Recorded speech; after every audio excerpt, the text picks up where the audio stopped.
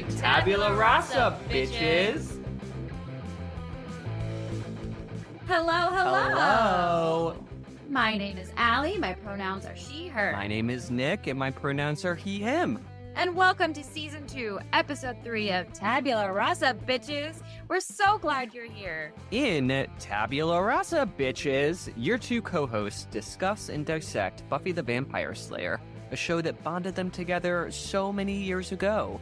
In this episode, we'll be discussing Season 2, Episode 3, School Hard. And dear listeners, make sure you listen all the way to the end today, because later on, we're going to be sharing a special announcement and a preview of something really exciting happening for the next episode. Yay! So very excited. As usual, we'll do our best to avoid spoilers beyond this episode. Really, no promises. But today, we'll discuss this episode's spoilers and all. So if you have not done your watching for this episode, go do that and come on back. So, for today's summary. Principal Snyder has sentenced Buffy on pain of expulsion to set up the upcoming parent-teacher night. Meanwhile, two new vampires have moved into Sunnydale, a cheerfully homicidal maniac named Spike and his spacey girlfriend Drusilla. They tell the Anointed One they'll take care of his Slayer problem. Buffy tries to keep her mom from meeting Principal Snyder at parent-teacher night, but the two do meet, and Principal Snyder apparently does not have nice things to say about Buffy. Suddenly, Spike and his goons burst through a window. Buffy and the Scoobies, aided by Angel and Miss Calendar, defend the school. Oh! Aided by Angel, Miss Calendar, and Cordelia! I am so sorry, Queen C. I almost left you out. I have a note about this. I consider her part of the Scoobies at this point, but I have a reason for it. Oh, you're right. I have a reason for it. Nope, that's totally a good reason. You're right. Okay. Anyway, so they face off, aided by Angel and Miss Calendar, defend the school while the parents and teachers hide. Buffy faces off against Spike, fending him off with help from Joyce. Spike runs away, the school is saved, and Joyce is so impressed with Buffy's leadership that she doesn't ground her. The next day, a defeated Spike concedes Buffy will be hard to defeat. He lifts the Anointed One into the morning sunlight, killing him, and takes over as the lead vampire in Sunnydale. Shout out to Buffy Guide, from which the summary was adapted. Brilliantly done, Allie. We were just discussing, before we hit the record button, we love this episode, don't we? It's so good. And as it was starting, I was like, we can finally talk about Spike. I know that I know that we've like really been referencing him this whole time, but like now we can talk about Spike. Oh my God, just so good. And the long coat when he steps out of the car. Yeah. And it's just such a great introduction, and just like, yes, everything that is Spike is just so good. It's so good. Yeah, this is the beginning of never mind, I'm not even going to say anything else. It's good. It's good. Welcome, Spike. Welcome to the Buffyverse. I think you can say the beginning of a long time character whom we all adore. Yep. So, yeah. I don't know if I always adore. No, he was always pretty fucking badass. Yeah, I think because there are characters that aren't necessarily good guys, but you still enjoy the character. So even when they're bad, they're good. You know what I mean? Yeah, they're good, bad characters. Yeah, we felt that way about the Master. Hell yeah. Yeah. It was great. So my first note is the quote from Snyder. So we open the episode.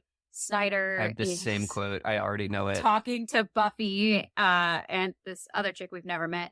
And he says, think of me as your judge, jury, and executioner. Oh, Snyder. Oh, Snyder. So modest. Oh, man. Yeah.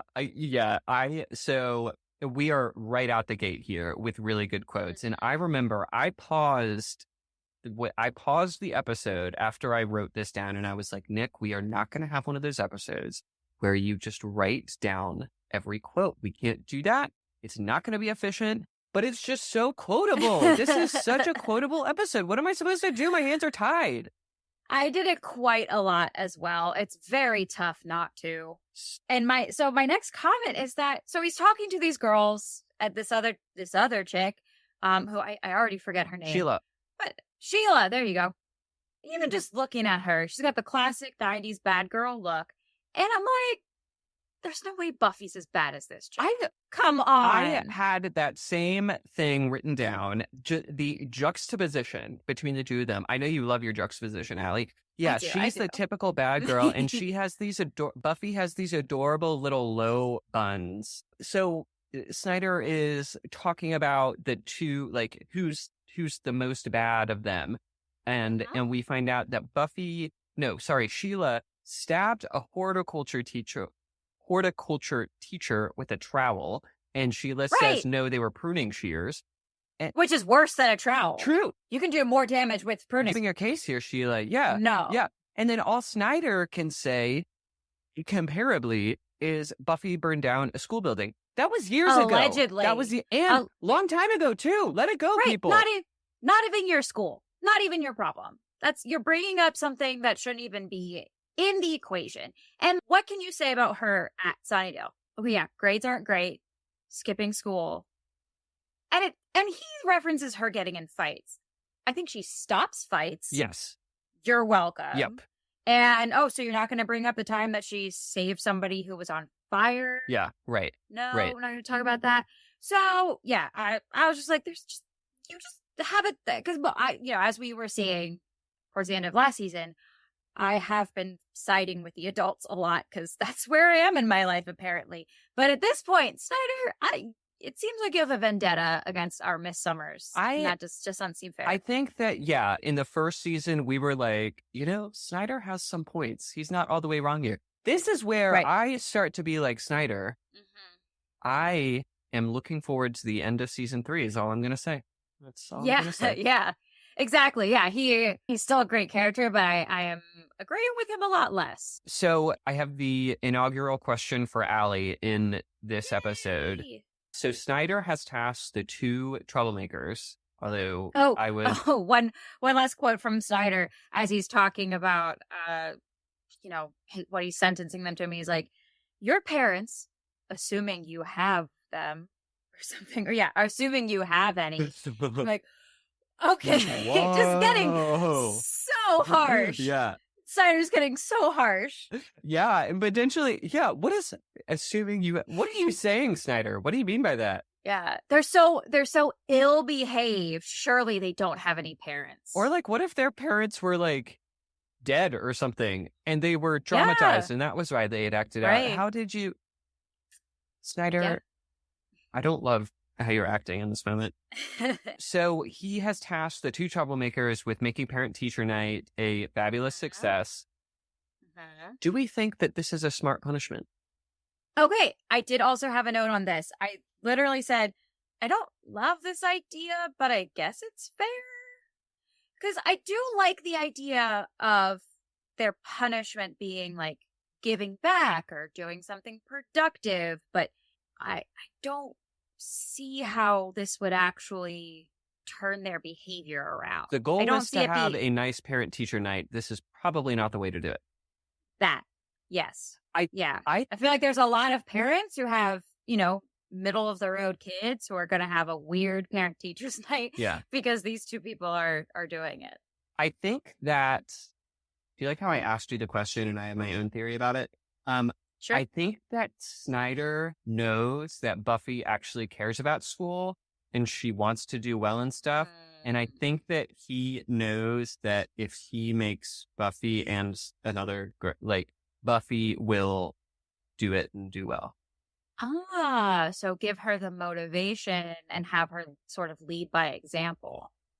Or like maybe he doesn't want her to lead by example. It's just more evidence of him being sadistic. And that's not a bad idea, that maybe putting them together, interesting. Maybe she'll be a comparatively good influence on her. Yeah. Oh, I hadn't gotten that far. Because obviously she wouldn't listen. I thought that's what you were suggesting. No. That Snyder had that in mind. Well, I can put fire under their feet for both of them, but maybe Buffy will still be a good influence on Sheila. No, I meant that Snyder knew that if he got the 2 of them together and he said, one of you is getting expelled, this night better be amazing, that Buffy would be like, oh shit, I don't want to get expelled, and make it happen. But you're saying maybe... And then he'd get the benefit of, well, I still get to kick out Sheila. Yes, exactly. But I like your idea more that because this helps, It's hard to say if he's going that far. I have suspended my disbelief for worse things, so we can do that here too. True. I think, True. But we were just saying, there is some language that he's using that I'm like, you are more and more taking away your benefit of the doubt. I was ready to give it to you, and you're inching there. Yeah. You're losing some cred there, bud. So Buffy and Sheila walk out, and Buffy is making plans. She's like clearly invested, and I think it's funny that Sheila just does not care. Nope. At all. Yeah. Kind of your classic. Just, I don't know. She was probably caught like smoking in the bathroom and like that kind of stuff. Very, very classic bad girl. Classic bad girl. I kind of dig her. I'm not gonna lie. Yeah, I liked her outfits and stuff. I kind of liked her style. That was certainly not me. No. I mean, I did get detention a couple times. I remember that. Not a total goody two shoes. I remember that, Allie. You were so upset when you got detention the second time. Yeah, because the first time... Wasn't the second time you didn't deserve it? Correct. There was one time where that was just... Yes. Yeah. So 6th grade, I was indeed blowing spitballs. I was being disruptive. So, okay. But the second time... Detention at Burley Manor Middle School was a serious thing. And spitballs, even if disruptive, seems like detention to me is you were like defacing lockers or something. I felt like they reserved detention for the worst of the worst. And spitballs doesn't seem that bad. They really don't. Well, also, that was like a first offense kind of thing. It's not like I was a consistently bad student. And no, Miss Disney did not care. She gave me detention. And I was very upset that first time. I took it very seriously.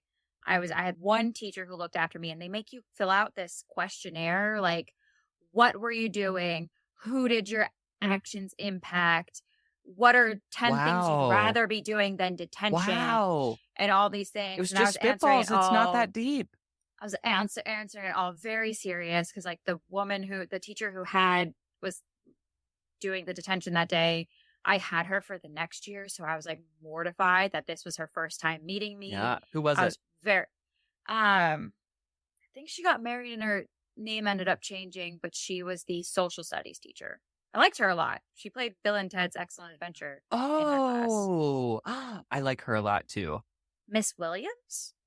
Oh, maybe? Oh no, I was thinking English. Oh, social studies. Right. Not that is super, super important. But the second time around, we were in the computer lab and the page was taking forever to load. So I was like, I'm just going to pop over and check my email while my page loads. And you weren't supposed to be checking your email.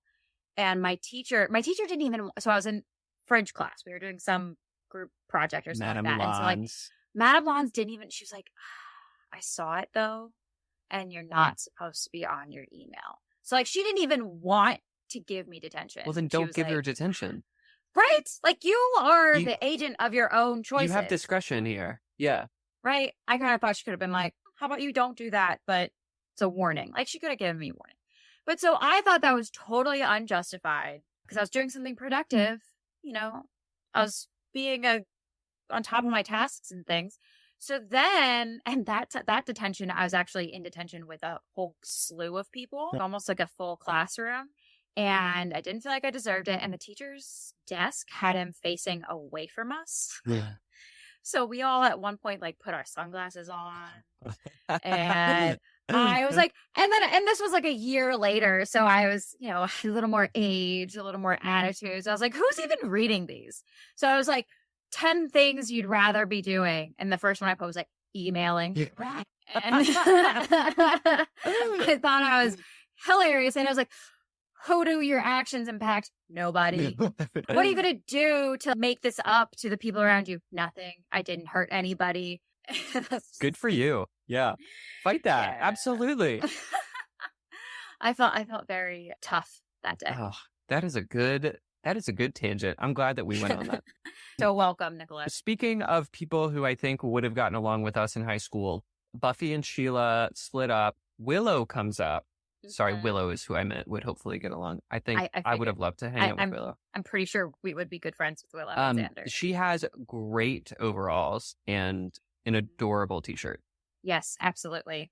Yeah, and she and Xander have a little back and forth about, yep, I'm a rebel or something, and it was just super cute. She's talking about Sheila, and she goes, she was already smoking in 5th grade. One time I was a lookout for her.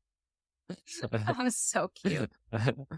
So Buffy's talking about how she's the Slayer, she has extenuating circumstances, and it's not fair that she has all this, like, she's right. Like that suck. She has a quote. She says, think any other Slayers had to go to high school? That is an excellent question, because she was only called, so she was called like her freshman year of college, whatever, or high school. So like, who was the 16-year-old before her, who I guess was slaying in the early 90s? Yeah. Because it would have been between the second Slayer that Spike killed. So it would be there's a patch between the 70s, 80s, and early 90s that presumably there was a Slayer, maybe multiple. Yeah, maybe in a different country though. Yeah. But yeah, so it's interesting to think about. Yeah, what did they do all day as Slayers? Yeah. If not school. Yeah. Don't know. We'll have to ponder. Somebody write some canon comic books about that. Ooh, I like that a lot. I'd be interested to read that. Not me, because I don't want to write it, but I'd love to read it. Xander has a funny moment where he tempts fate here. He goes, as long as nothing bad happens between now and then, talking about between then and parent teacher night, you'll be fine. And Buffy and Willow both jump all over him. Yes. Are you crazy? What did you say that for? Now something bad is going to happen. Yeah, and Willow goes, what were you thinking? Or were you even thinking at all? Great solidarity. Excellent. Yeah. And then he says something else that's like a further jinx. And you're like, oh, Xander, like as they're walking away. And you're just like, oh, Xander, come on. Don't you know the rules of life? Come on. Yeah. We need to dig ourselves out of this hole. Just stop talking, my friend. Just stop talking. Yeah. Oh, Xander. He could have just, it's like as if he just added, followed it up with, well, at least things can't get worse. Oh, you sweet, naive angel. I don't like to use the words asking for it, but... Yeah, you're tempting it, that's for sure.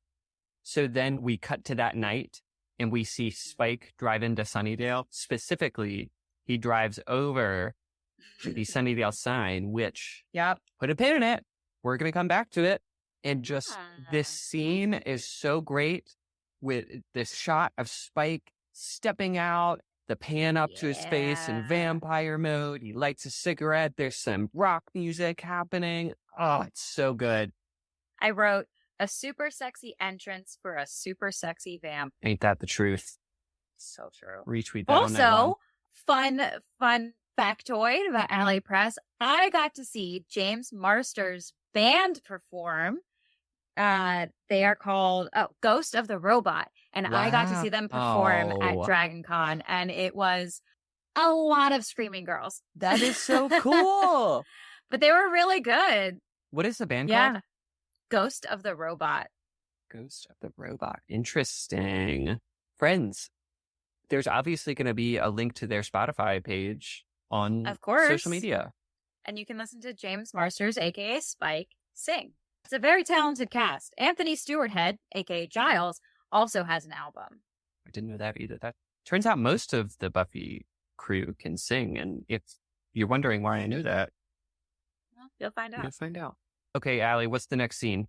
So Spike walks in to the warehouse where the Anointed One and his cronies are, and this very dramatic vampire is talking about the feast of Saint Vigius, and I literally wrote, "Who the fuck is Saint Vigius?" Which is a great question. We only sort of find out who that is, and Spike walks in and says, "Who do you kill for fun around here?"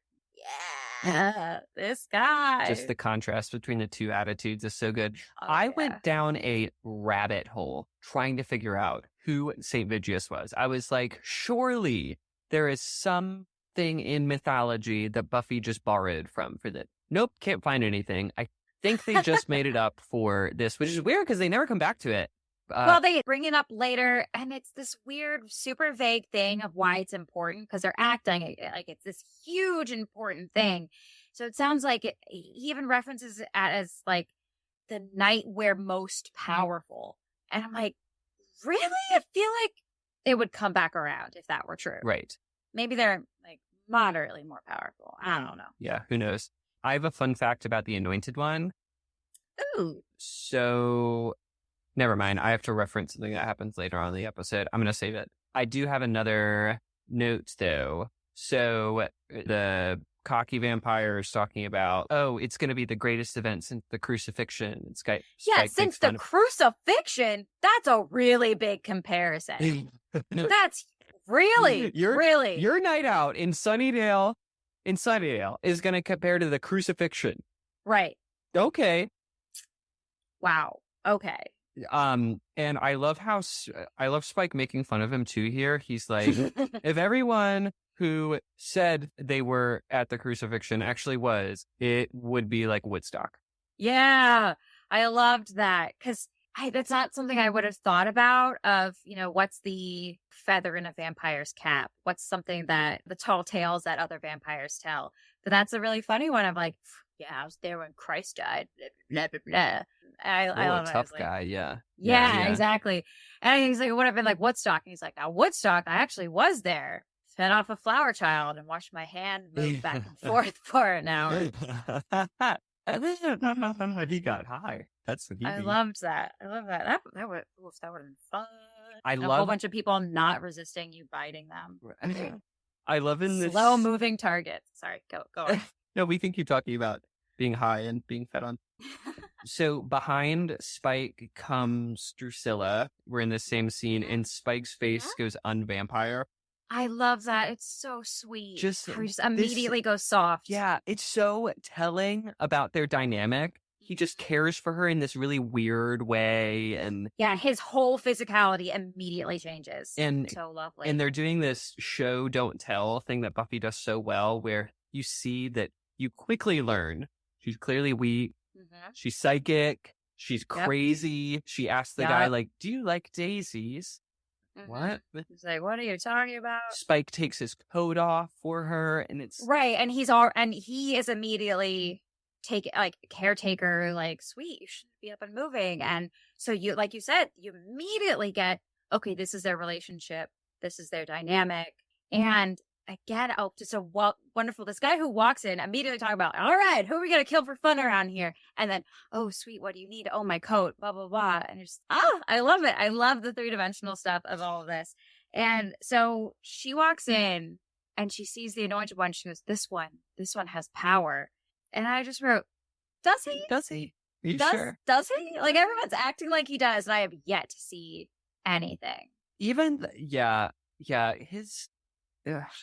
Anointed One storyline is, I think, and that's why they kill him at the end. Yeah. So now I can say my fun fact. Spoiler alert: he dies at the end. Right. So we said that in the summary. Oh my God, you're right. Oh my God, that's not news. Oh my God, you're so right. Not news. That's funny. Oops. Also, if they watched the episode, then they know. Well, okay, whatever. I'm gonna give my fun facts. Stop it. Per the internet, the Anointed One is sitting, and part of the reason they kill him off is because the actor went through such a growth spurt that they were like, crap, vampires aren't supposed to age. Mm-hmm. And he's clearly growing. Yeah, that is a tricky thing with young actors. Yeah, they're going to get big. Got to watch it on Game of Thrones, over one summer break, and you're like, holy shit, you grew 2 feet. Right. Yeah. But they were allowed to grow because they were not vampires, so I get it. Oh, Game of Thrones. Interesting.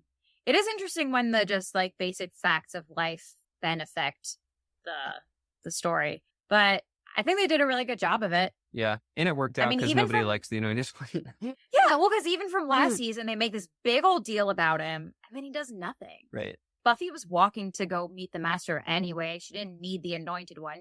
And he didn't. It's not like the Anointed One showed her to a new place. She knew how to get there. Yeah. So. Yeah. Okay. Bye, Anointed One. Love you. Good work. Bye. I have a note. I feel like Spike's scar fades over the few seasons. Over his eyebrow? He has this very prominent eyebrow scar. And yes, It's definitely still there through all the seasons, but it's like a very stark white Yeah. compared to his skin tone. And I feel like it eventually just becomes visible, but more skin tone. I think you're right. I think it does fade. I was paying attention to it because I was looking at other. So he got, well, according to Buffypedia, he got the scar from one of the Slayers that he killed. And I had like just read that detail, so I noticed it. But I was like, that does seem very prominent. Yeah, I noticed it because it was bright on his middle of his face. I'm like, yeah, he has a scar, but not like that. It's like the one random episode where Angel's weirdly pale. Yeah. Like, did you just decide randomly to change things up one day? Right. Oops. Different. It was a sub makeup person. That's what it was. So the next scene, it's Buffy in her room. She's doing some sort of skincare thing. And she goes, but her mom walks in and Buffy goes, I spent a good part of my allowance on this new cream rinse, and it's neither creamy nor rinsey. And Joyce goes, life is hard, dear. Don't I know it? So true. Well, and then they get into a really serious conversation because Joyce is like, what's this thing about parent-teacher conference? Am I going to like what your teachers have to say? And she's like, ah. And then Joyce says something. She says, I just don't want to be disappointed in you again. And I was like, whoa, whoa, whoa, whoa, Yeah, whoa. yes. We're throwing around the D word? Okay. I'm going to read you verbatim what I wrote, Allie. We are on the same wavelength. I wrote, let me find my note. I wrote, let's process this scene, 5 exclamation points. If a parent is going to come to me and use big words like disappointed, I'm going to need to be very thought through versus spur of the moment like it seems Joyce did. Joyce, either we can be very engaged and know everything about our daughter's grades and be super, but we do not just get to drop in here and drop big words like that. No, don't love that. Don't love that. It's rough. It's rough. I try to see it from her side of like, parenting a kid who burned down a building. See where that would be tricky. And she doesn't, again, devil's advocate, other side, I guess, like, she's very calm. It's not, she's kind of laying out basic facts because it's not like she didn't burn down a building. She did. And she did get kicked out of school and they did have to move.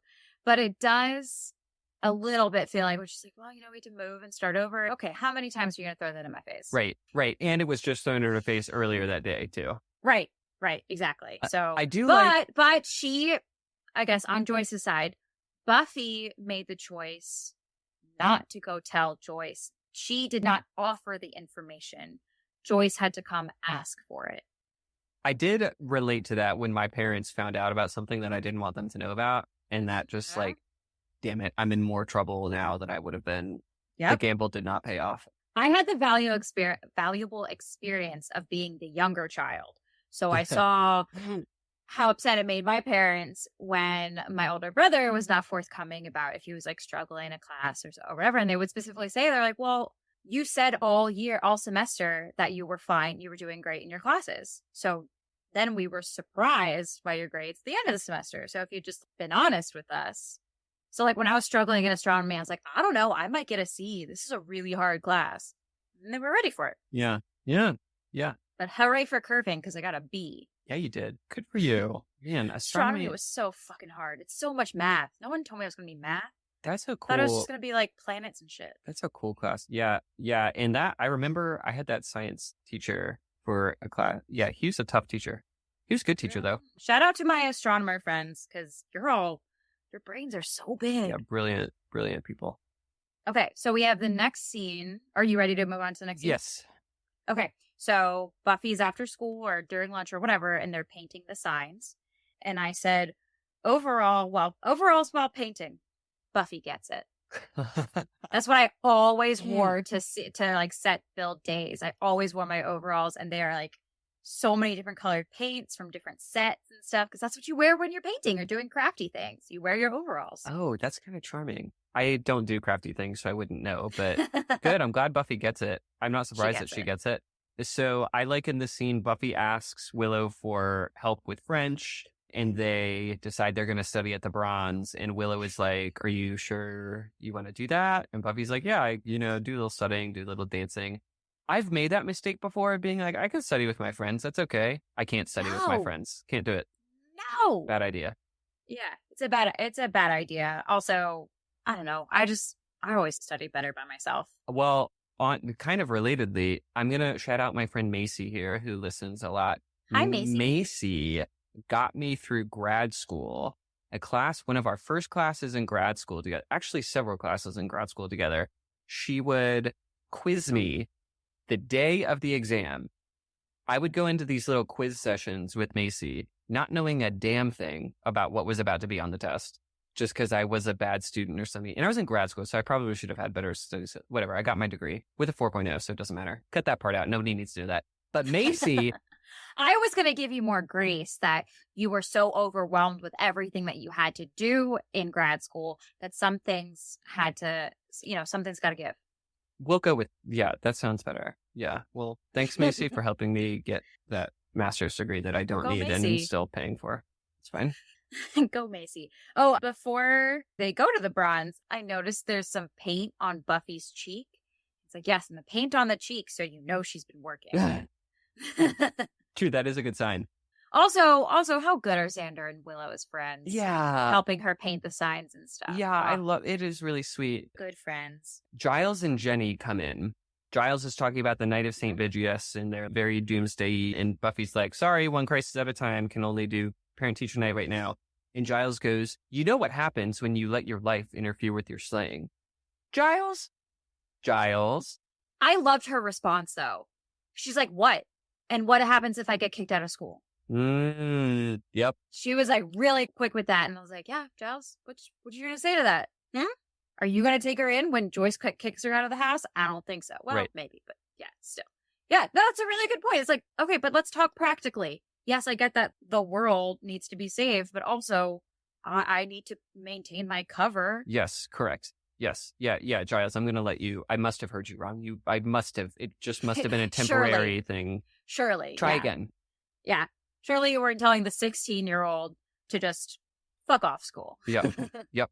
Not worry about parent teacher night. Yeah, because that's an option for sure. So they're at the bronze. Buffy is attempting to study and shocking absolutely no one. She's having trouble. Mm-hmm. While a live band is bumping and people are dancing and stuff. Xander's like, oh, come on, I'll help you take a break or whatever. And she's like, oh, he has a point. They go dance.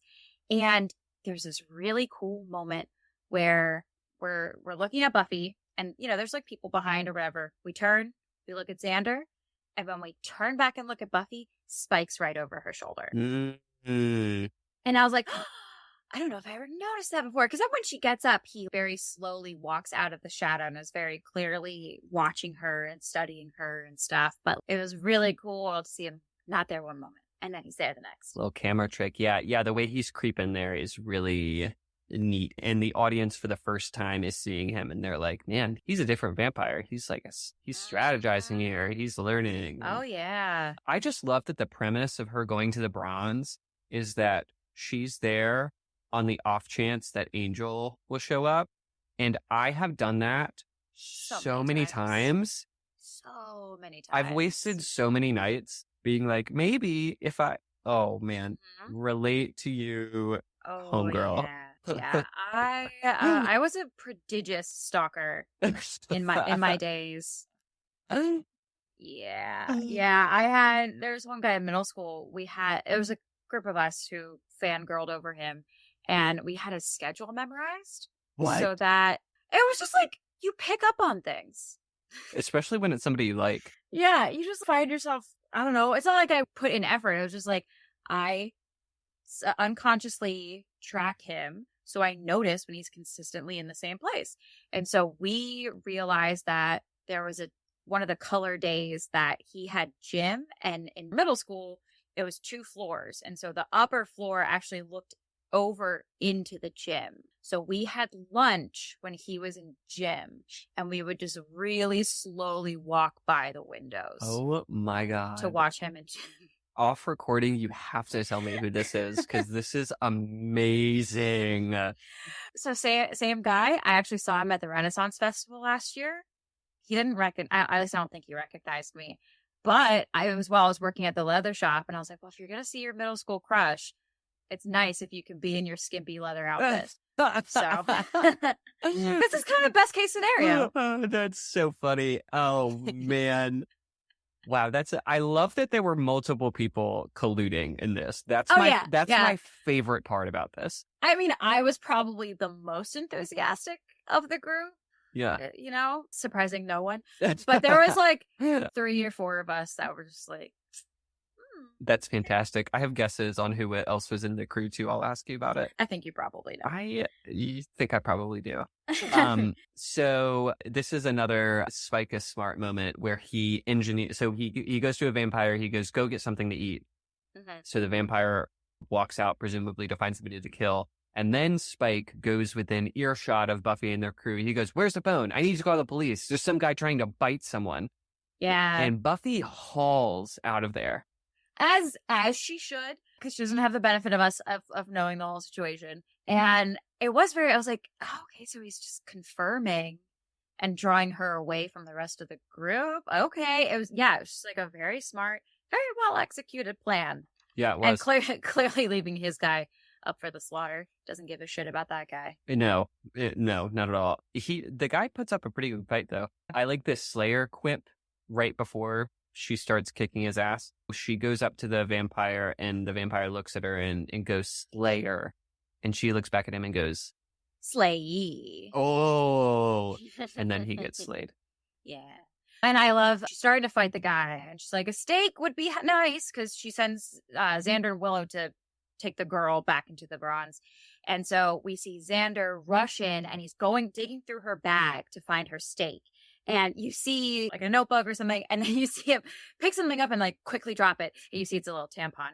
But it's like, that would never be the situation because it was a loose tampon. It wasn't in the packaging. You could see it was, 2 inches of white cotton and a white string. And like, it would never be loose. You would never keep a tampon loose in your bag and then put that up your vagina. You just wouldn't.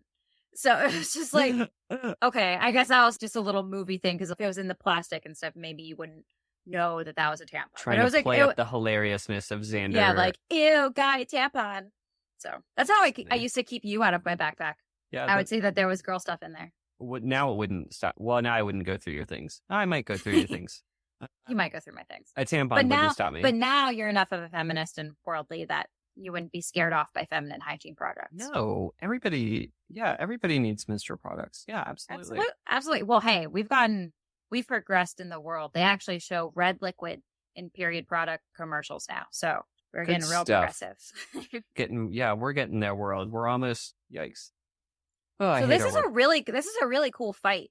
She has a really awesome, he's like got her pinned or something, and she has a really cool kick where she kicks like up and hits him in the head with her foot, and just really impressive range with that leg. Yeah. I wish Spike were intimidated, but unfortunately he was not more excited. Yeah. In fact, he's overconfident and is like, I'll catch you on St. Pigius. Yeah. He says, I kill you on. Yeah. What happens on Saturday? That's when I kill you. Yeah. Thank you. This is a tragic moment. So right after this, we see Sheila, the other about to be expelled girl. She walks out of the bronze with 2 men, one of whom I'm like, girl, get it. Absolutely. The men get picked off, and then we see Spike with Sheila, and I just wrote, God damn, I liked her. Yeah. It's unfortunate. But vamps gotta eat. Things happen at Sunnydale, don't they? Things happen. So they're there. So they're in the library the next day. Buffy's catching Giles up on what's going on. Am I skipping ahead? Did you have notes? Nope. Or notes? Okay, cool. So Buffy's saying, yeah, he just walked away. And Giles says, that's unorthodox. And Buffy says, maybe he's reformed. That is definitely a joke that I did not catch. Yeah. The first however many times around until this time, because I was not as versed in Jewish sects at the time. So for those uninitiated or not in the know, there are different versions of Judaism and stuff. There's Orthodox and there's Reform. And so if If you are unorthodox, perhaps you are a reformed Jew. So it's just, wow, why are you Buffy's up on her Yeah. modern Jewish religious sect. Hey, and she's quick on her feet too. That piece was in all of the trivia section, and I'm glad that line is appreciated because it's brilliant. Yeah. Well, there's after 4 years in a Jewish sorority, there are certain things I pick up on now. Yeah. That's funny. So Giles then goes, "Oh, he can't be any worse than any other creature you've faced." And then Angel is suddenly there out of nowhere. Yeah. And he goes, "He's worse. Once he starts something, he doesn't stop until everything in his path is dead." Ominous. Yep. And then Xander. Yeah, does he? Yeah, so many questions for Angel. How did you know that they were hanging out here? Why did you come now? Why didn't you call ahead? So many. Nope, so just many pops up out of nowhere. Yeah. So they all kind of talk more. It's like a big week for Buffy parent-teacher night. She's trying not to die on Saturday. And then Giles asks Angel for more information, and he's gone already. Yep. Just like, dude, come on. Yeah, I know you're probably spooked because he's from your past too, but but how about you stick around and be productive? We're not going to be helpful at all here. Yeah, we're not going to be helpful. And then there was definitely more. Like he comes in and talks about what big of a deal Spike is, and then doesn't stick around to say, okay, well, he's hanging with this other vamp, Drusilla. Yep. She's, there's no. By the way, he's killed 2 Slayers. Weaknesses. Just so you know. Right, like maybe you could. Yeah, I agree with that. Although the moment, there's a cute little moment. Although I'm like, why would you bring this up in front of everybody? But Buffy's like, oh, I thought, yeah. Well, she said maybe you'd be at the Bronze. He was like, yeah, but you said maybe you'd be there. You sounded like you were only maybe. She's like, don't you know when a girl says maybe, it means definitely. And it's like, well, you know what? You were both playing coy. You were both trying to be cool. It never pays to be cool. Just say what you want. I'm so bad at playing cool. Because I'm not. I'm just not cool. Yeah, I'm not cool. Yeah, I want to see you. I would rather, the thought to me that the person was unclear about what I was asking for would eats at me. I want to be, and then you can reject me. Right. That's fine. That's like, then I'll know and I'm good and I can, Yeah, I really don't really relish in the, ooh, will they, won't they, or blah, blah, blah. Because then it's like, well, I'm just going to be disappointed when you're not there because I was unclear. Right. I'd rather at least I made my end clear. Yeah. I hate anticipation. The anticipation of not knowing. Hate it. Don't like it. You do what you will with the information I provide. Yep.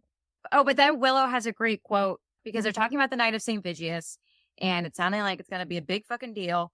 And Xander says, well, can't we just run? And Willow says, we can't run. That would be wrong. Can we hide? You're just such a cutie pie. Oh, she is a cutie pie. I like this quote from Xander as Angel ghosts. I brought this up for some episode last season.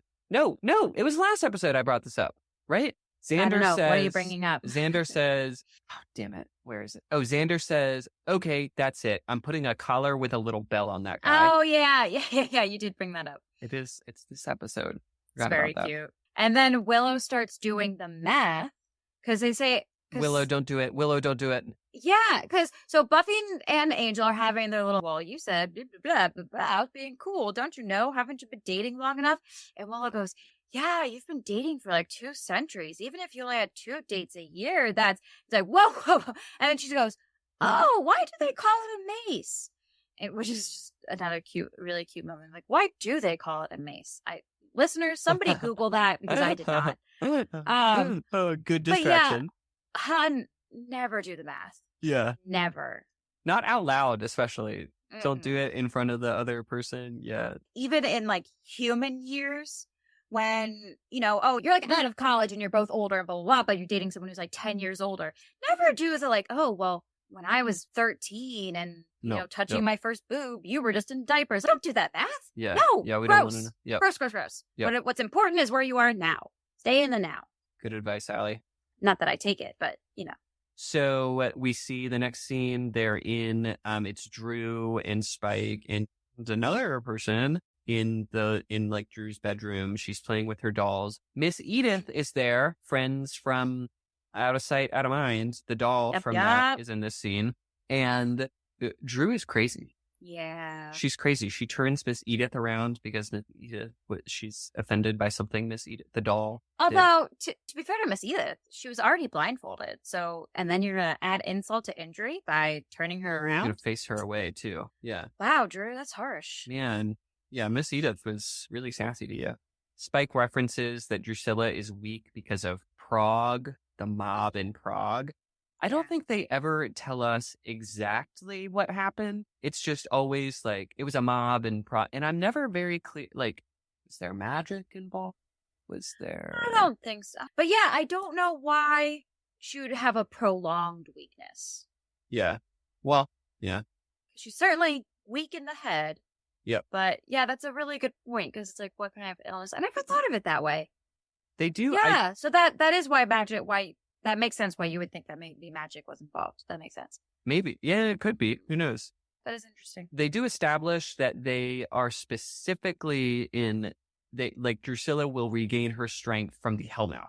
Like the magical energy, like this is a... Yes. And I hadn't noticed that before. Yeah, neither had I, because I did initially have the reaction of like, why the fuck are they in Sunnydale? But then, like you said, later he says, you know, the Hellmouth is going to be good for you. It's going to restore you to strength. And you're like, oh, okay, cool. All right. That question is answered. Yep. Yeah, because otherwise it's not like he knew there was a Slayer. Or I guess he does come to the Anointed One, whatever. But still, it's not like he knew an angel was there or whatever. Yeah. Good reasoning there, writers. Good work. Good work. Good Y'all job. did it. Good job. Did a good job.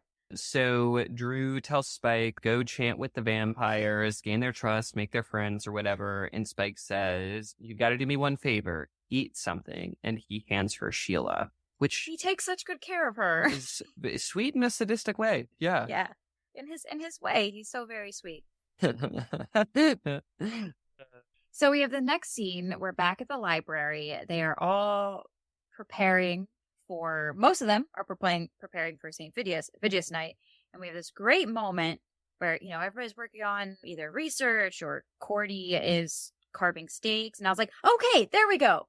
Someone's making steaks. We see someone making steaks. Yeah, Allie has her answer. I felt so vindicated.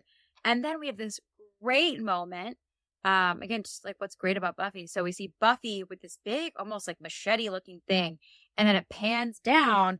She's cutting veggies for parent teacher night. Just with a big ass machete. Yeah. Yep. It is really funny. There's a really great Cordelia quote here. She goes, she doesn't need this many steaks. I mean, if this guy Spike is as mean as you guys say, it should be over pretty quickly. We're all still rooting for you on Saturday. I'd be there myself if I didn't have a leg wax. Cordelia. I love you so much. And this is why I think that she's officially a Scooby. The fact that she is giving up her time. There's no other pretext for her being there. Yeah, other than absolutely. Just to whittle steaks. I did have that thought. I didn't make a note of it and Cordelia's just there. Not that they had a text chain back then, but she's clearly on the phone tree or whatever, or passing notes in class or after school or whatever. Because, yeah, she's there. And that is really interesting to think about, like, the connective tissue that not only does she know, because clearly she's been attacked enough times, she knows that there's shit going on, but now she does give up her time to be there. Yeah. And nice to see the character development that we saw in the last episode carry through. Yeah. Love her. Love her. Do So love her. Buffy's still doing setup. She's doing some punch. Turns out it's like lemonade. And Willow tries it, and she's like, oh, how much sugar did you put in? Turns out she didn't put any sugar in the lemonade. Big mistake. And then Willow goes, oh, it's great. Willow, lies help nobody. Yeah, Allison Hannigan's facial expression where she tries it is so good. Yeah. She's yeah. like, But yeah, it's like, who's that helping the rest of the evening? Now everyone is going to have that experience of sugarless lemonade. have really nasty lemonade. Yeah. Well, Kids, don't lie. It doesn't help anything. Willow does cover for Buffy here in a really great way. Joyce shows up and Buffy sees Snyder about to come over and intercept her, and Buffy's like, oh, you have to check out the library. Mm-hmm. And gets Willow to take her away and keep her away from Snyder. Yep. Willow running interference. Pretty great. So we're back in the library, and is it Cordelia who says even slaves get minimum wage? Cordelia has come out of the library. Oh, And she's come out of the library. Yeah. Yeah. Oh, yeah. You're like, sure, Cordelia. Sure. Yeah. I know you're smart. Yeah. And then, so Joyce is now back from her tour with Willow, and she's like, suddenly, every time I went to a classroom, your teacher was just mysteriously gone. And Snyder comes out, and he's like, Miss Summers, I'd like to talk to you. And we see Cordelia, and Cordelia looks way too happy about this situation. She looks she does. like gleeful. And you're like, wow, that's some schadenfreude enjoyment right there. I love, so Willow has another funny moment here. Cordelia is like, come your 10th high school reunion, I think you're still going to be grounded. And Willow goes, Cordelia, have some lemonade. Yeah, that was awesome. That was awesome. She has so much more backbone than I ever gave her credit for. Yeah, she really does. Yeah, she sticks up for herself in her own way. Reminds me of Caitlin a lot. I was having the exact same thought. Yeah. Yeah, the subtle, still nice, still a Right. delight. Right. Will, is going to defend her friends. Absolutely. And defend herself. She's like, I come off like I don't stick up for myself because I'm super nice, but I draw lines. I got my boundaries. I know my boundaries. Yep. Caitlin, teach us your ways. So we learn where Spike's name comes from, which I don't know if I picked up on that or remembered it, or I guess I just never clocked it before. But he used to kill people using railroad spikes, and that's where he gets his name. It's like, You sure cool. are a maniac. Yeah. Yeah. And somehow, because I feel like Spike could easily come off as the name Spike come off as really silly. Sometimes you see a dog named Spike or whatever, but it's all in the way you sell it. Yeah. Yeah. For sure. And the fact that that's been his preferred way to kill people, combined with the fact that he's young as far as vampires go, and he's already killed 2 slayers, we now have a really good picture of just how scary he is. Oh yeah, the fact that he's killed 2 slayers, when he the way that other vampires look at him when he says that's intense. Yeah. Yeah. So we cut back to the lounge or wherever parent teacher night is, and Joyce comes back, and she's clearly not happy. It is so fucked that Snyder gave, after Buffy put together a damn good parent teacher night, that he still threw her under the bus. Yep. Yeah. Well, I guess from his standpoint, she maybe earned not getting expelled, but just didn't earn not being told on. Ooh. Yeah, you're right. That was going to be the consequence. Yeah. It was going to be expulsion. Yeah. Yeah, I think you're right. Yeah. Also, I think the choice for expulsion was pretty clear when one of them stabbed somebody and the other didn't. I just keep going back to that. Like, okay, but what's Buffy's offense? Oh, she skipped some school. Well, the other girl, she stabbed somebody. And maybe even multiple people. And she's proud of the fact that she stabbed somebody. Right. She's also no remorse. Our high school didn't have a horticulture class. Can we? Definitely did not. We glossed over that, but that was, But you know what? Our school also didn't have a pool. So if they have a pool, maybe they also have a little greenhouse. Not that we ever see the greenhouse, but. Well, yeah, I guess that's not the strangest thing. You're right. Yeah. So so Snyder just, decides that the night is over and just starts turning lights out. Just while parents are still there. He makes no announcement. Okay, parent-teacher night is over. Nope, he just starts turning lights out. I'm going to do that at my next party when I want people to leave. Okay, good night. I won't even say good night. I just turn lights off. You don't even say anything. You just turn up closing time on your stereo, and then you just start turning lights out. Everybody will be like, message received, Nick. I have all my lights on my phone, too. Paul did something. I don't know how he did it, but it's just like buttons that I'm not allowed to touch the light switches. So that somehow is even better to me. I can just get in bed and turn the lights off. Where did Nick go? And then just like the lights start dimming. I like that. That image will make me very happy for days to come. Good, I'm glad. All right, so Snyder's turning off lights. All right, and Spike decides to crash. And crash the literally vampires. the party. Knows how to make an entrance. He goes, what can I say? I couldn't wait. Cut to commercial. Very dramatic. And Buffy, picks up the first thing that's closer. She throws a chair at him, and he actually goes down, hit by the chair. I'm like, you could have caught that. That's funny. I was impressed. I almost wrote down the note. I was impressed by her clocking him with that chair. Yeah. That's I funny mean, she how did. It was a very solid hit, but you can only get so solid of a hit with that kind of chair. With the flimsy little chair, yeah. Yeah. Yeah. I thought, well, also he's supposed to come in now that it just really drove home this time around that, like, he's killed 2 Slayers. He's this big bad. Angel really talked him up. And then he immediately goes down when hit by, like, a stackable metal chair from a school. Yeah. I don't know. I was like, you could have caught that. Yeah. So there's tons of commotion. Buffy's taking charge, ushering people around. Cordy and Willow go hide in a closet. Some of them hold up at the library. They go into the lab. And Willow gets a really solid hit in. There's a vamp going after Cordelia, and nice. And Willow grabs a bust off a shelf and just whams him. And just like really quick thinking, just on top of it. Resourceful. Yeah. The Scoobies get in a lot more. Like, and Xander is facing off a vampire later, while Angel's facing off a different one. Xander's holding his own. They're a lot more formidable than I think I took notice before. Yeah, they're really learning. Giles sends Xander to find Angel. And then Xander does this thing. He's like, I'm not leaving until Buffy and Willow are safe. And it's like, what are you going to do, Xander? What are you going to do? Huh? How are you going to defend them? How about we be a team player here? Go get Angel. Oh, that was something that I didn't take a note of earlier, but I think I took a note of it. So earlier in the episode, Giles says, Buffy has to fight St. Phidias alone. Or the day of St. Phidias alone. He says something about that. He's like, we'll help her prepare, but she has to do the battle on her own. And this whole episode essentially shows, and showing, not telling. Yeah. She doesn't fight on her own.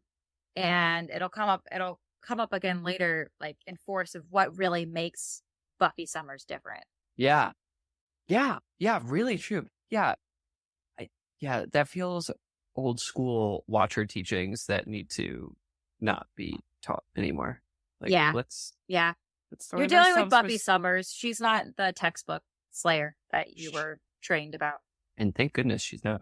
Thank goodness. So they're in the lab. The adults are freaking out. Mm-hmm. And there's a good exchange between Snyder and Joyce here. Snyder and Buffy? Yeah. Did you write it? Oh, I didn't write down. I just loved her putting him in his place. Yeah. He's like, I'm the principal. I'm going to do this. Oh, you have the quote? No, you are exactly right. He goes, you don't tell me, I tell you. And she goes, they will kill everybody in this room. Nobody goes out. Nobody comes in until I say so. Oh, yes, Buffy. I love leader Buffy. So great. It's so good. It's really neat. And I was thinking from Joyce. So Joyce is there. So she sees this whole exchange. I don't even know what I would think if whatever she thinks, these people are, why they're attacking the school, whatever their reason is. And then my kid takes charge of the whole situation, leaves me to go, like, solve this and presumably defend people. Like, I think I would just be flabbergasted. I wouldn't even know what to think. Because it's not like she's in JROTC or something like that, or I don't know. So I would It's a new side of Buffy we're seeing for the first time. Yeah. And so it makes sense why at the end she's like, yeah, I guess I won't ground you. She's a little more appreciative than that. She's clearly impressed, and for good reason. And I think I would just be too stunned to do or say or anything, because that's just so not what you would expect. You would never see that coming. Yeah, nice to see somebody else see Buffy's heroism. Mm-hmm. Yeah, because a lot of the time it is for no audience, so no one who can see it and appreciate it. Mm-hmm. So Buffy's crawling through the air vents, and then we cut to Giles, and he decides to leave the library and find Buffy. He's like, I'm the Watcher. I'm responsible for her. Jenny's like, no, don't go. And then she's like, okay, go. And I just think, Giles, that's very sweet that you want to go find her. But again, we're back to the same kind of thing with Xander. Giles, don't do that. Don't do that.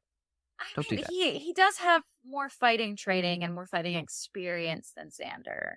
He would definitely fare better against the vampires than Xander. Kind of think, though, just stay put. Hang out. Yeah. You know? And then it turns out Buffy is already on it and she crashes through the ceiling. So that's good news. Also great. Yeah. And I do love this the supportive moment of Jenny being like, okay. Like she says once, don't go. And then he goes, I have to, reinforce his point. And then she very calmly goes, be safe, be careful, or whatever. It's like, yeah, good partners, supporting each other. Okay. It is a good fatherly moment, too. I'll give you that. It is. Oh, I get his instinct. Yeah. Yeah. You don't always have that second thought of, maybe don't do that. Right. Yeah. My next note is just, I love everything about Spike. Evergreen statement, really. Yeah, because Buffy gets out of the library, and I think we cut to Spike, and he's like whistling, or he says something like sing-songy, or yeah. It's just, I just love everything about you. Yeah, he's a scary bad guy, and there's so much mystery around him right now. You don't like me and you know him totally, but right, man, the first time viewer, so good. Oh yeah, it's just such a great introduction to him, and he just comes out so strong, which is wild to think. So a bit of trivia, which doesn't, I mean, clearly with the amount that we've talked about him, clearly he stays. Like, spoiler alert, this is not his only episode, but he was only meant to be in a handful of episodes. And then the writers loved the character so much, understandably, that they were like, let's just make him stay. Which is cool. Fun. That actually happens a surprising amount of time if they really like an actor and they like how they're portraying the character. It can change. Like, a modern example is in Stranger Things, for those watching. Steve Harrington was supposed to be a B character. He was just supposed to be like kind of douchey guy that the main girl is dating. And they love the actor so much and what he did with the character that they kept him around and gave him a story arc. But he was like supposed to die in season 1. He wasn't supposed to make it to season 2. Neat. And here we are, season 4, and he's a fan favorite and everybody loves him. And one of the producers was like, the day that Steve Harrington dies is the day that I leave this show. I don't know how seriously he meant it, but he is on the record as saying it. Yeah, that's funny. Oh, cool. Yeah. That's my goal. That's my goal as an actor, is be so good they can't let you go. It's going to happen, Allie. And then, no, actually it's not, because they're just going to see you once. They're going to see you audition and be like, shit, now we have to completely rethink this role and make this woman star in it. Yep.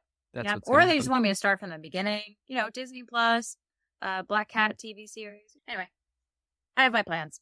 We haven't... Casting directors don't know about them yet, but I have plans, casting directors. They do now because they're listening to this podcast. Oh, that's right. Hi. I await your contract for Black Cat. Yep, on sounds good. Disney Plus, yeah. Deal.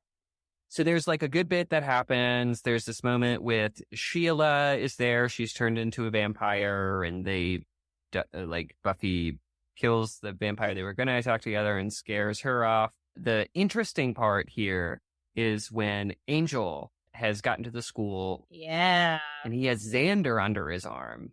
Yep. And Xander says, I knew you were lying, undead liar guy. That was really funny. And before that, we see Joyce kind of give it to I Snyder. missed that. Yeah. Which is great, because he's trying to be all macho, and she's like, Buffy said to stay here. Yeah, yeah. And then another teacher crawls out the window and immediately dies. Yeah. Yeah, just exactly. The toxic masculinity from Principal Snyder, I cannot. Such idiocy, such arrogancy. But yeah, so then we have Angel. Well, at the time, you don't know if he's posturing or if he's excited to have to have his friend back in his life or whatever. And I have the note, I wonder if Angel has just a little bit of fun playing Angelus. Like, even if there's just like a part of him, he doesn't like Xander anyway. Yeah, true. And I wonder if just for a moment, it's nice to just let go and be the soulless creature that doesn't have to be concerned, getting to be bad for a bit. You know, as an actor, if you get to play a villain or something, it's fun getting to like cuss and be mean and yell at somebody with no consequences. Yeah, and he's not gonna kill Xander. He's just gonna gonna let him get almost bit. Yeah, and he gets to talk tough and Yeah. I feel like he's gotta have just like a little bit of fun. That's a good point. That's a really good point. We learn a lot about Angel in this exchange with Spike, and we still have so many questions as viewers, but even the characters have lots of questions. Yeah. Because he mentions this is the first we hear of a sire, which they will explain later what it is, but we as audience definitely don't know. And if you're not in any kind of like breeder circles or familiar with that, then I definitely, the first reference I ever heard of sire was Buffy. Yep, me too.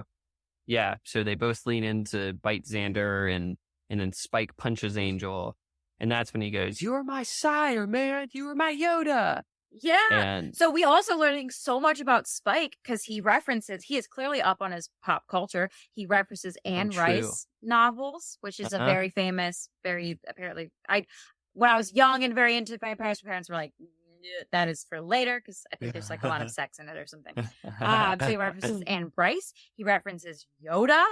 There's somebody else he references later, and then he and Drew at the end are like, "Hey, let's go see what's on TV." So Spike is a very different kind of vampire, for sure. Very modern vampire.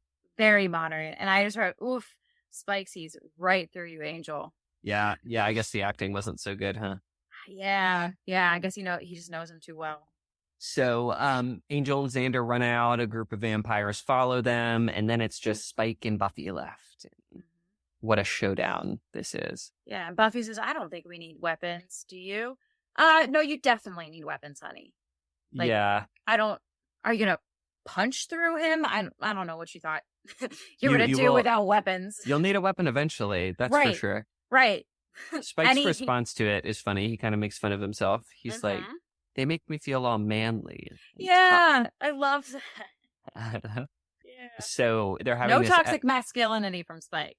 Absolutely not. He gives, I'm not going to say anymore. Yes, right now. So they fight, and it's super epic.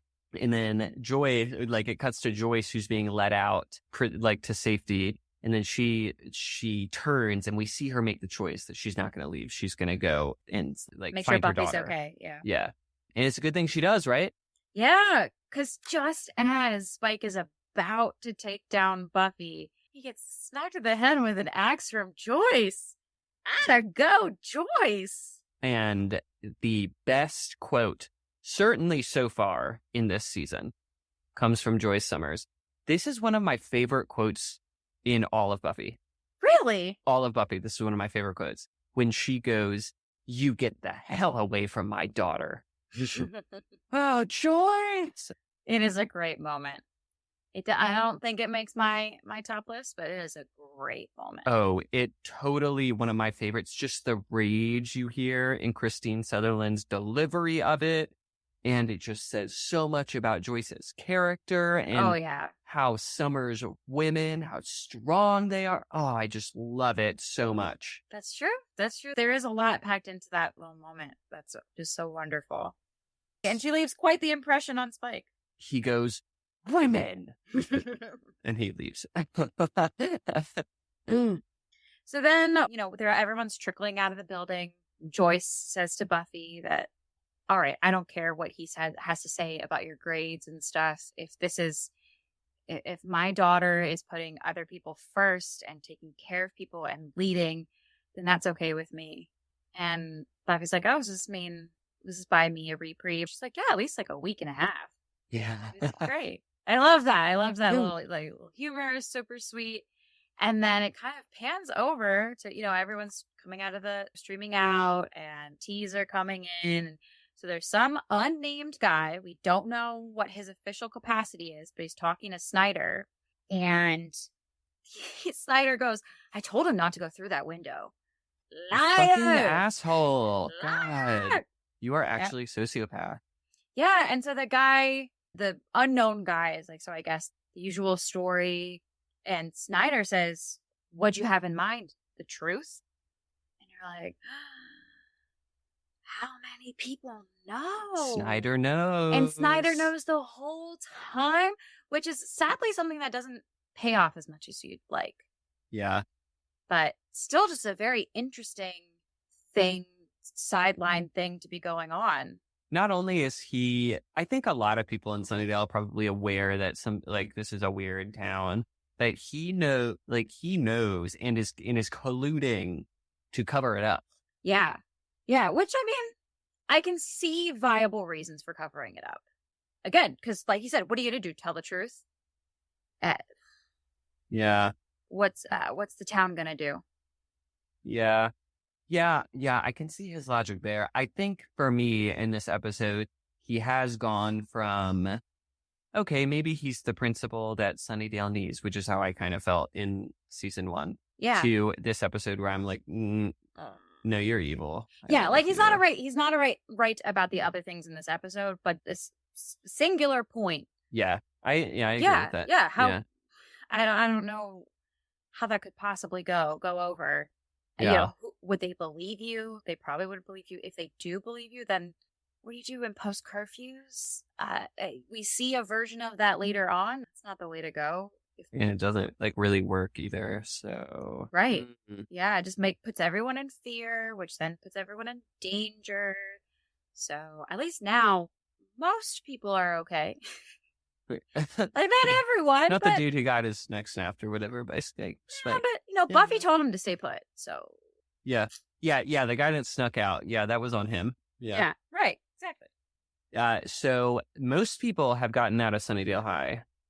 Willow and Cordelia, however, are still in their broom closet.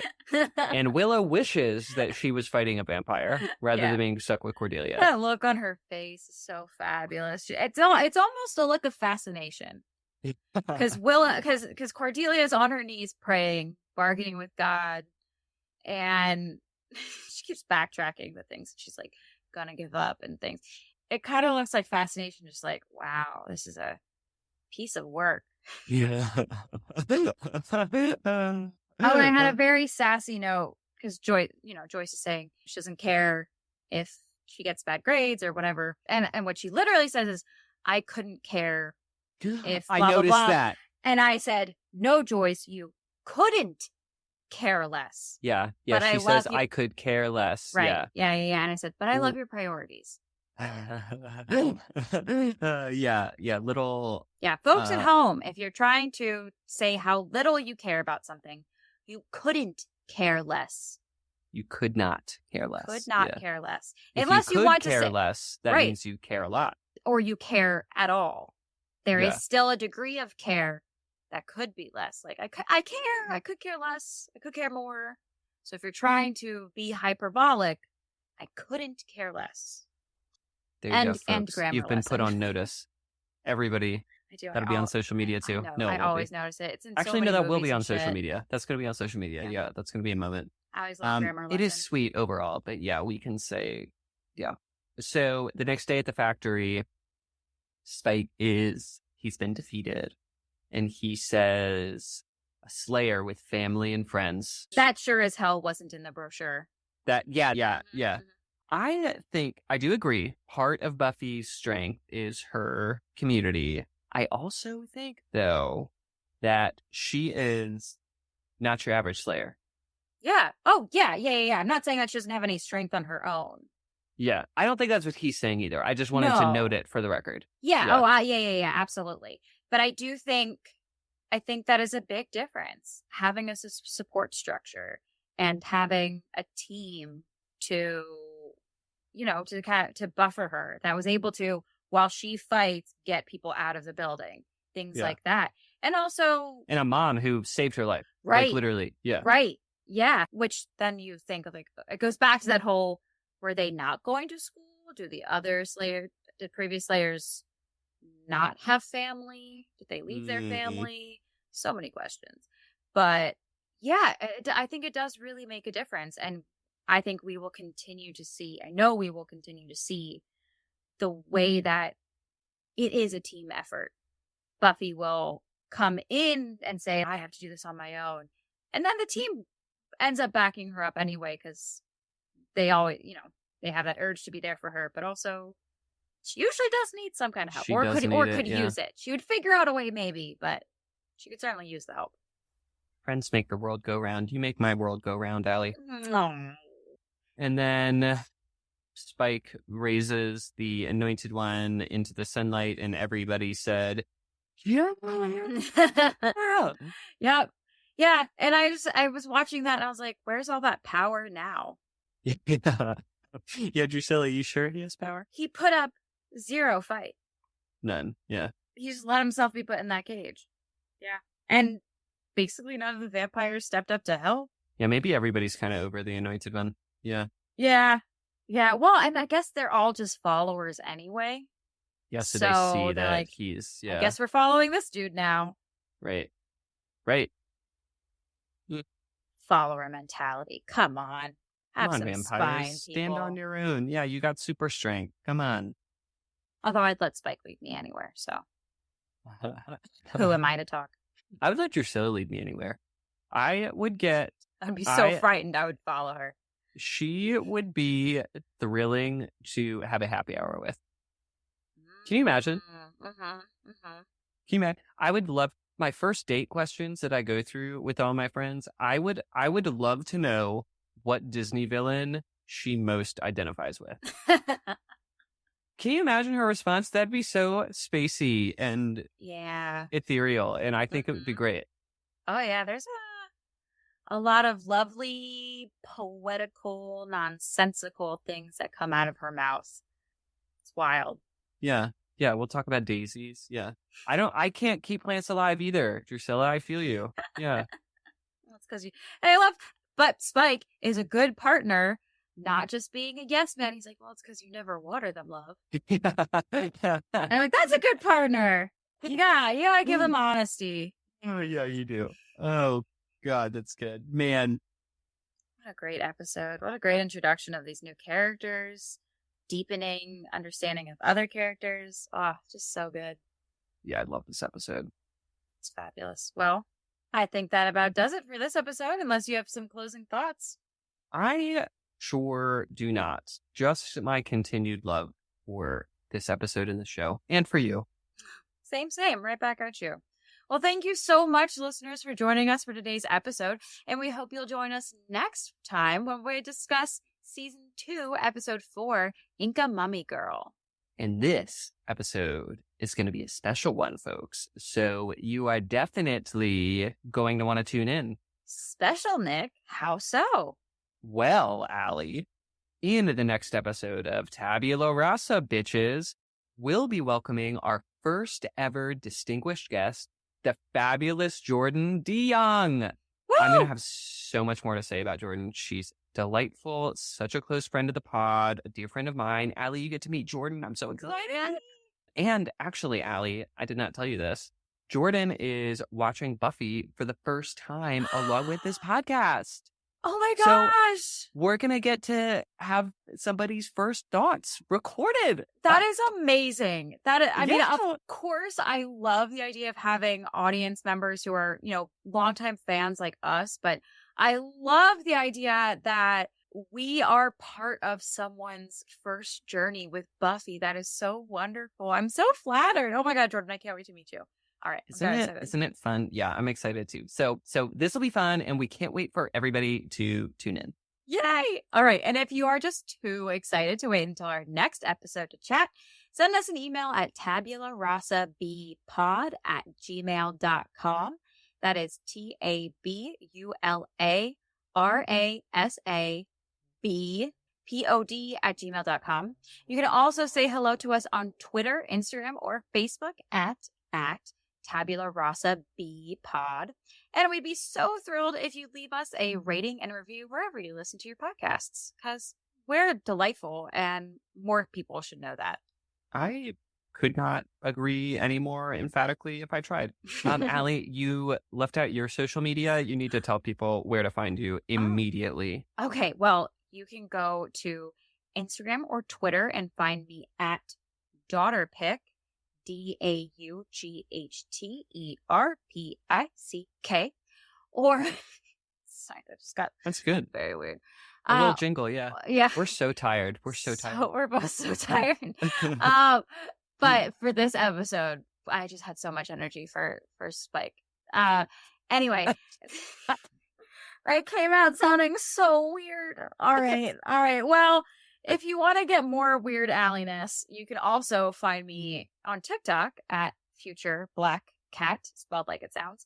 Or if you just love me so much, you want to throw money my way, make it rain for Allie Press, you can go to buymeacoffee.com/AlliePress. That's ALLIE, press as in press a button, and toss money my way. Being an actor and being a self-employed actor is a very expensive life, so any and all contributions are greatly accepted and greatly appreciated. That's what I meant.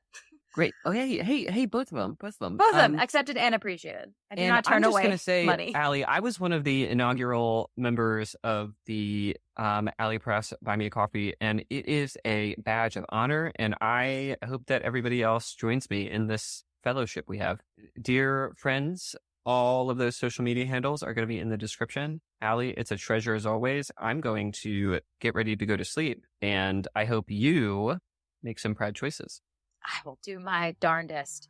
And all of you out there, make proud choices as well. Bye-bye. Love you. Tabula Rasa Bitches is hosted by Allie Press and Nick Mercer, with music by Infoton Cult, artwork by Charlotte Fleming Design, and consultation by Evo Terra.